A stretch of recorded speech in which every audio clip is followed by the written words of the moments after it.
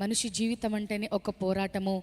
అందుకే పౌలు అంటున్నాడు, మంచి పోరాటము నేను పోరాడి తిని నా పరుగు కడముట్టించి తిని అని. జీవితం అనేది ఒక పోరాటమని మాట్లాడుతూ ఉంటాం. నిజమే, జీవితం అనేది కష్ట సుఖాలమయము. జీవితం అనేది అనేక అనుభవాల గుండా నడిచే మార్గము. అయితే ఈ రోజున ఈ భక్తుడు మాట్లాడుతున్న మాట, నా శ్రమలు, నా జీవితంలో కూడా నాకు శ్రమలు వచ్చాయి, నా జీవితంలో కూడా కష్టాలు వచ్చాయి, నా జీవితంలో కూడా నిందలు, అవమానాలు, ప్రతికూల పరిస్థితులు, ఆర్థిక ఇబ్బందులు అన్నీ నా జీవితంలో తల ఎత్తాయి. వాటన్నిటిని ఒకే మాటలో చెప్పాడు, ఏంటట?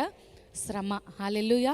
నా శ్రమలో నేను యెహోవాకు మొరపెట్టాను. నాకు శ్రమ వచ్చినప్పుడు నాకంటే పెద్దవారి దగ్గరకో, నాకంటే జ్ఞానం కలిగిన వారి దగ్గరకో, నా యొక్క శ్రమను తీర్చి నా యొక్క బాధను చెప్పుకొని అల్లరిపాలు చేసే వారి దగ్గరకు ఆయన వెళ్ళలేదు. కానీ ఎవరి దగ్గరికి వచ్చాడట? యెహోవా దగ్గరికి. హల్లెలూయా. ఆయన నాకు ఉత్తరం ఇచ్చెను. ఆ మాట చదవండి జాగ్రత్తగా. ఆయన ఉత్తరం ఇచ్చే దేవుడు.